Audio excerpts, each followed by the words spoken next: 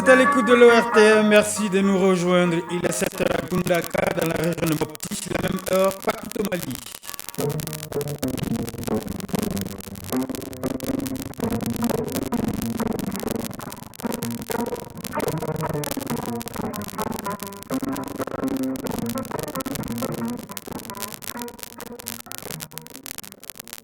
Le journal Kodi Sidi.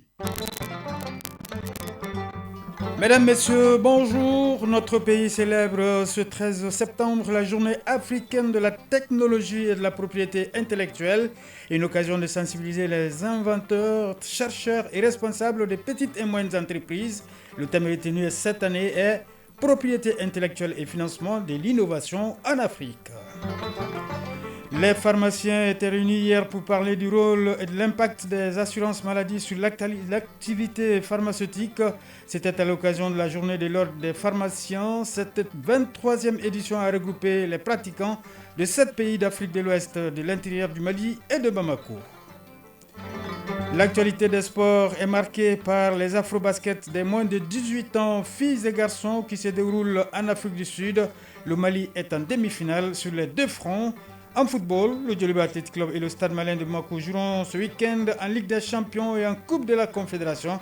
Par ailleurs, on connaît les demi-finalistes de la Supercoupe, Colonel Assimi Goïta. Enfin, la chronique du développement revient sur la problématique de l'agriculture biologique au Mali. Voilà pour le sommaire. Bienvenue dans ce journal. Le Mali, à l'instar de la communauté africaine, célèbre ce 13 septembre la 25e journée africaine de la technologie et de la propriété intellectuelle. Le thème retenu pour cette édition est propriété intellectuelle et financement de l'innovation en Afrique. C'est l'occasion de faire une large sensibilisation des inventeurs, chercheurs et responsables des petites et moyennes entreprises. Batraoré. Le financement de l'innovation et de la recherche, une question centrale et déterminante pour les pays membres de l'Organisation africaine de la propriété intellectuelle. Une préoccupation prise en compte pour cette célébration de la 25e journée africaine de la technologie et de la propriété intellectuelle à travers le thème propriété intellectuelle et financement de l'innovation en Afrique. Moussa Alassane Diallo, ministre de l'Industrie et du Commerce. Cette journée a été instituée par la conférence des chefs d'État et de gouvernement des pays membres de l'Union africaine en 1999. Elle représente pour les États, les agents économiques, la société civile et les partenaires techniques et financiers une occasion de procéder à une analyse très approfondie des enjeux, défis et perspectives liés au développement technologique en envisageant les stratégies, la pratique impliquant la propriété intellectuelle et l'innovation. La journée est aussi l'occasion pour le ministre de l'Industrie et du Commerce de sensibiliser les inventeurs, les chercheurs, les universitaires et les responsables des petites et moyennes entreprises sur les outils de financement mis à leur disposition comme le Fonds compétitif pour la recherche et l'innovation technologique. Moussa Alassane Diallo. La célébration de cette journée offre également l'occasion d'informer l'opinion nationale et internationale sur le rôle que joue la propriété intellectuelle en tant que levier essentiel de la transformation socio-écologique et technologique d'un pays dans un contexte de globalisation économique dominé par l'économie du savoir. Les pays africains restent jusqu'ici confrontés au sous-développement économique, à l'insécurité alimentaire et au faible accès à l'énergie. Pour relever ces multiples défis, il faut un développement des connaissances et des savoirs, a conclu le ministre Moussa Alassane Diallo. Sur un autre plan, les pharmaciens du Mali ont tenu hier leur traditionnelle rencontre dénommée Journée de l'ordre des pharmaciens. Cette 23e édition a réuni les pratiquants du métier venus de 7 pays d'Afrique de l'Ouest, de l'intérieur du pays et de Bamako. Au centre de cette journée, le rôle et l'impact des assurances maladies sur l'activité pharmaceutique. Le Mali compte aujourd'hui environ 650 officines de pharmacie. La cérémonie de la journée était présidée par le ministre en charge de la Santé. Colonel Assa Badialo Touré était accompagné par son collègue en charge de la justice. Le point avec Koumba Sissé. Réunis pour leur cause, les pharmaciens du Mali et leurs collègues venus de 7 pays d'Afrique de l'Ouest se concertent chaque année. Cette journée de l'ordre des pharmaciens, 23e du genre, permet d'échanger sur leurs droits et devoirs. Aliou Badrawad, président du Conseil national de l'ordre des pharmaciens du Mali. L'ordre des pharmaciens du Mali compte environ 650 officiers de pharmacie, avec plus de 5000 emplois au minimum directs créés et des milliers d'emplois indirects. Nous constituons un maillon important dans le parcours de soins du malade et pour la santé de nos populations, pour la délivrance de médicaments de qualité à des prix abordables. L'insécurité et l'injustice dont sont victimes les pharmaciens dans l'exercice de leur profession et la gestion des produits périmés, tels sont les problèmes abordés au cours de cette journée. Nous sommes victimes de vols, de pertes et même d'agressions. Pensez ému à notre confrère Feu Dr Taban Kodjo, assassiné dans l'exercice de sa fonction dans son officine un 17 juillet 2021, dont les premiers présumés coupables ne sont pas encore jugés à ce jour. Certaines officines, pour raison d'insécurité dans leur localité, qui a considérablement joué sur leur activité, ont été obligées de fermer temporairement. Nous souhaiterons une fiscalité particulière adaptée à notre métier, sans vouloir nous soustraire aux obligations liées à notre activité. La vente de médicaments et l'exécution des analyses non autorisées dans beaucoup de cabinets cliniques prennent une proportion très inquiétante, au risque de mettre en cause la séparation des professions pour l'intérêt du patient. Après l'exposition des différentes préoccupations, chaque décideur à son niveau saura comment faire pour mieux accompagner les pharmaciens dans l'exercice de leur métier, d'où la présence du ministre de la Santé et de son collègue de la Justice, colonel Assaba Diallo Touré, ministre de la Santé et du Développement social. Le thème central de cette édition, rôle et impact des assurances maladie sur l'activité pharmaceutique, est d'un intérêt capital car le département de la santé et du développement social est à pied d'œuvre de la révision des textes existants, le régime de protection sociale du Mali pour rendre la couverture sanitaire universelle. Plusieurs médicaments sont produits par l'UMPP et si nous conjuguons les efforts autour d'elle, nos déplacements d'ailleurs vont s'amoindrir et ce sont de telles initiatives qui peuvent faire avancer notre secteur. J'attendrai de vous des propositions d'abrogation de licence de tous les pharmaciens qui se trouvent dans cette situation de double emploi. J'ose croire à l'accompagnement aussi de mon collègue de la justice pour la législation en la matière. Les ministres de la Santé, de la Justice et de l'Enseignement supérieur ont successivement reçu des distinctions honorifiques pour leur soutien en faveur des pharmaciens du Mali. Des stands sont également disponibles pour la promotion des produits pharmaceutiques. Le bien-être de la population reste le souci constant des autorités de la transition. Pour leur permettre de faire face aux difficultés du moment, le commissariat à la sécurité alimentaire, à travers l'Office des produits agricoles du Mali OPAM, a mis en vente plus de 2000 tonnes de riz à un prix abordable. C'est donc offert par le Japon dans le cadre de la coopération entre les deux pays. Il s'agit d'une donation monétisée pour permettre au commissariat à la sécurité alimentaire de financer certains projets de résilience des populations. Comment se déroule cette opération de vente promotionnelle? Le commissaire à la sécurité alimentaire était sur le lieu donc pour faire le constat. Mamadou Fani. Pour venir en appui aux populations maliennes, l'État a mis en place une vente promotionnelle de riz. Il s'agit d'un don monétisé du Japon qui s'inscrit dans le cadre de la coopération entre notre pays et le pays du soleil levant. C'est pour voir le bon déroulement du processus de cession aux populations que le commissaire à la sécurité alimentaire s'est rendu à l'OPAM. Redouane Ag Mohamed Ali, commissaire à la sécurité alimentaire. C'est de nous enquérir des conditions de mise en œuvre de cette opération. L'aide japonaise, qui consiste donc à mettre à disposition du Mali des frais issus de ces ventes, sont positionnés dans un compte de contrepartie, co-géré avec la partie japonaise et à partir duquel aussi on finance des projets d'appui à la résilience, à la sécurité alimentaire, mais aussi des projets de développement qui peuvent provenir d'autres départements. Au niveau de l'OPAM, un protocole est mis en place pour assurer la transparence de cette opération spéciale. Colonel Ousmane Dambélé, président directeur général de l'OPAM. L'expérience qu'on a eue avec les premières ventes, pourquoi ne pas impliquer la population elle-même?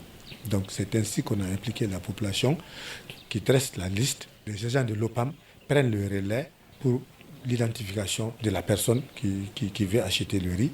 L'objectif, c'est de vendre le riz à tout le monde. Cette vente à prix modéré du riz par l'OPAM qui suscite l'engouement de la population se poursuivra jusqu'à mi-octobre pour permettre aux couches démunies de faire face à la période de soudure. Le ministre des Affaires religieuses, du culte et des coutumes demande au monde religieux, à travers ses confessions et associations musulmanes et chrétiennes confondues à préserver dans les invocations dans leurs lieux de culte respectifs en raison de la récurrence des calamités naturelles liées à la saison pluvieuse.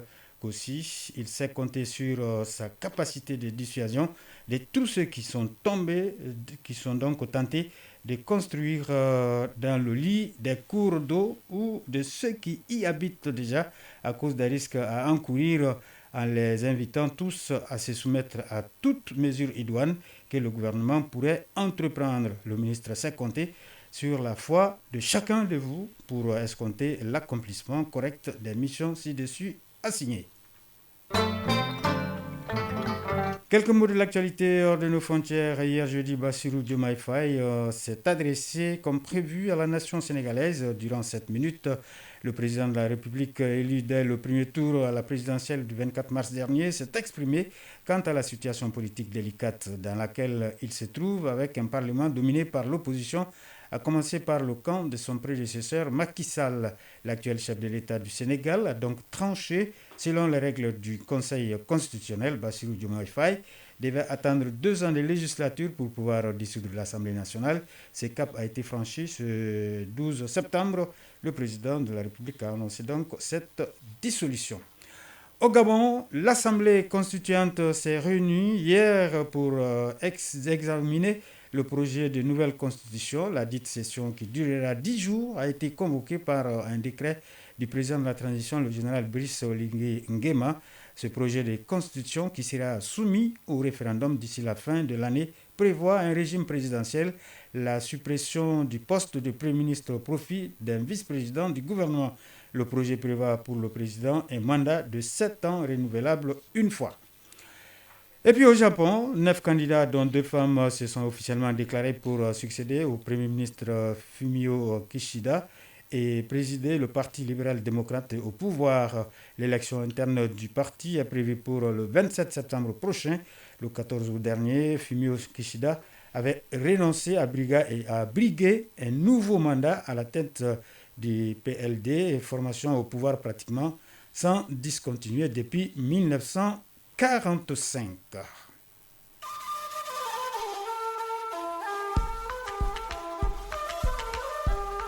AES Actualité. «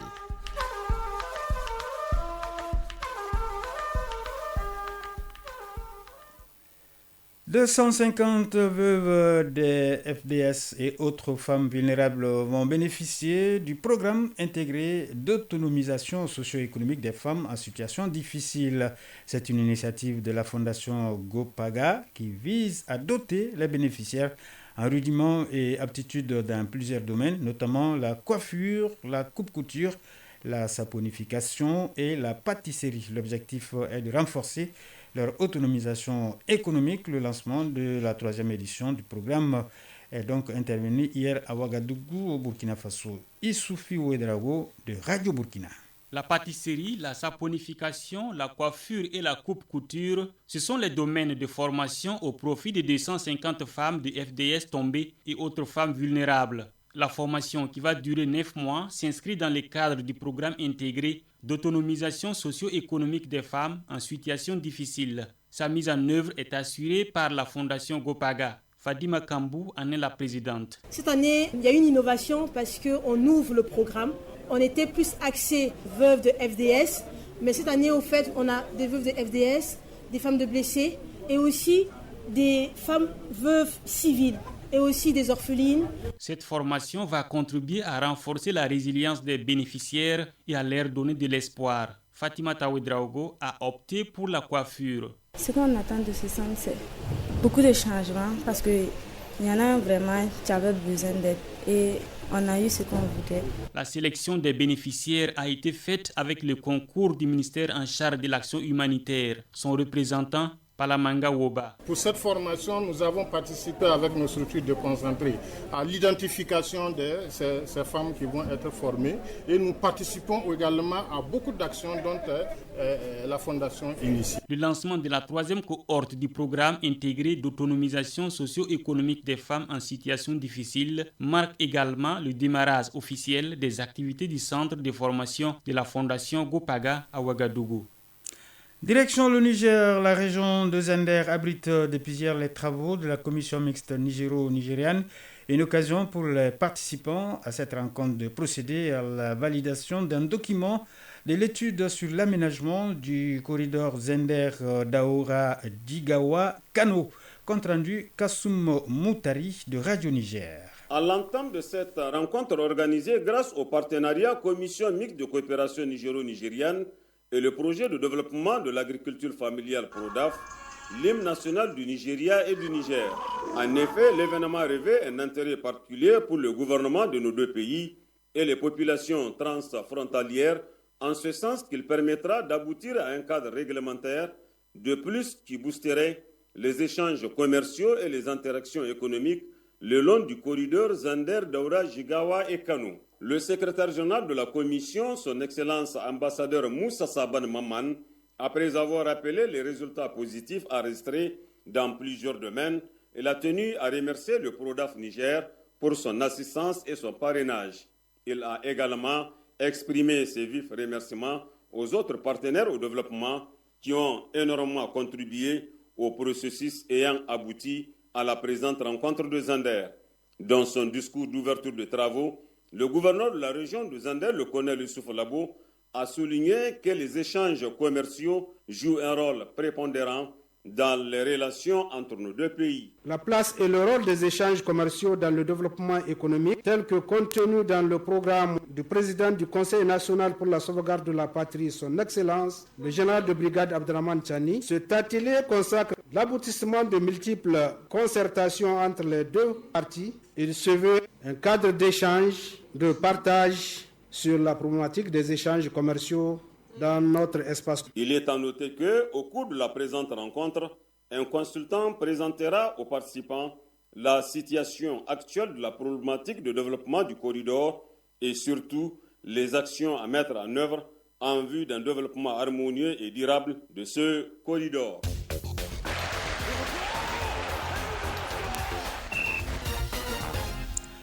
La page de sport, nous commençons par les afro-baskets des moins de 18 ans. Les garçons du Mali sont donc qualifiés en demi-finale de la compétition, ainsi que les filles qui seront face aux Camerounaises aujourd'hui à 12h. Football à présent sur le continent, l'actualité est dominée par le deuxième tour préliminaire des compétitions africaines des clubs. Sur le plan local, Supercoupe Colonel Assimi Goïta, les demi-finalistes sont connus. On fait le point de tout cela avec Diarra Konati. Afro-Basket Afrique du Sud 2024, U18 filles et garçons.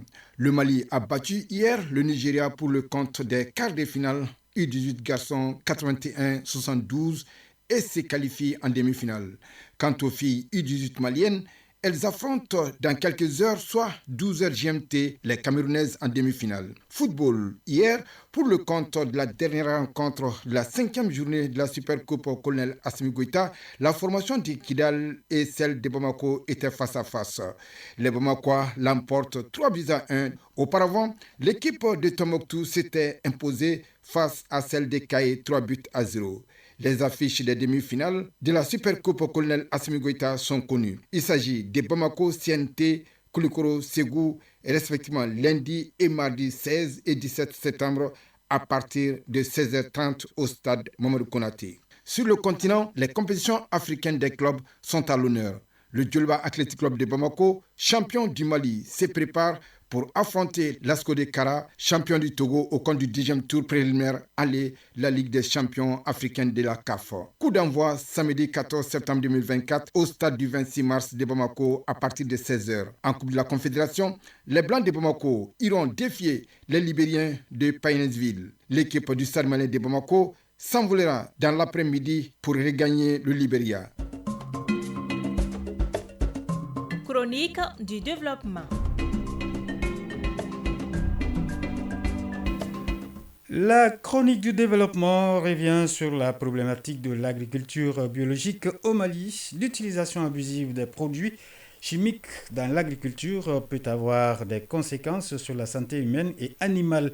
C'est pourquoi l'ONG dénommée Association malienne pour la solidarité et le développement s'est assignée comme mission de promouvoir l'agroécologie et l'agriculture biologique auprès des producteurs agricoles. Suivant en rediffusion Ce numéro de la chronique du développement avec Soumaïla Berté et Marc Dambélé. Face aux impacts négatifs de l'utilisation des produits chimiques dans les domaines agricoles, des initiatives se multiplient pour promouvoir des méthodes alternatives telles que l'agroécologie et l'agriculture biologique.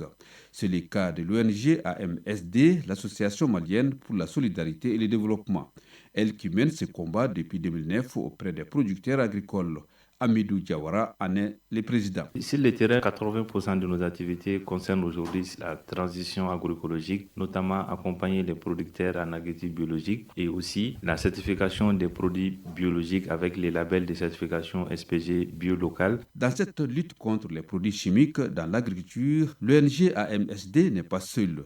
Elle évolue avec des partenaires nationaux et étrangers et intervient dans 4 régions et les districts de Bamako. C'est dans le cadre de ces activités qu'environ 850 producteurs biologiques ont été certifiés à travers un processus de formation et d'encadrement. Nous sommes engagés avec une équipe des ingénieurs agronomes, des animateurs qui vont sur ce terrain et qui évaluent les pratiques agroécologiques et biologiques de ces producteurs et on les fait inscrire sur une liste selon les principes de production biologique et qui répond aux critères des cahiers des charges. Et après ces inscriptions, ils s'engagent désormais à ne plus utiliser les produits chimiques, les engrais chimiques et en récompense, nous leur donnons aussi des formations, un accompagnement, un suivi régulier et appui conseil. Donc c'est un processus interactif qui permet de sauvegarder d'abord la santé du producteur et aussi de créer des conditions idoines pour que chacun puisse désormais se nourrir sans avoir à prendre des risques. Malgré les difficultés du terrain pour convaincre les producteurs à opter pour une agriculture biologique,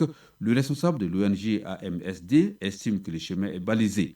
Amidou Diawara. Nous avons aujourd'hui un acquis parce que nous avons un réseau d'acteurs qui s'étend jusqu'à 5000 acteurs cartographiés aujourd'hui en tant que producteurs agroécologiques et aussi plus de 800 et quelques producteurs en agriculture biologique et 300 et quelques en reconversion. Et nous avons un marché biologique aujourd'hui existant qui accueille les produits de l'ensemble de ces producteurs. Nous avons aussi un réseau de consommateurs composé d'élites, d'agents de collectivités, de services techniques et des consommateurs simples avec qui nous collaborons pour pérenniser un système alimentaire qui va profiter à tous. C'est ça le défi aujourd'hui. Devant ce dilemme qui consiste à produire en qualité sans produits chimiques ou en quantité avec ses conséquences sanitaires et environnementales, à l'ONG AMSD, on est formel. L'agroécologie et l'agriculture biologique restent la seule voie pour nourrir sainement la population d'un pays. C'est ce qui referme ce journal mis en onde Mamadou Bédiallo. Mise en ligne Mohamed Koulibaly. Merci au rédacteur en chef adjoint Ousmane Dao qui m'a donc aidé à le préparer. Présentation Koji Sibi. Gardez vos positions d'écoute dans quelques instants. Les informations météo avec Djeneba Doumbia. Nous vous souhaitons passer une excellente journée de vendredi en compagnie de nos programmes.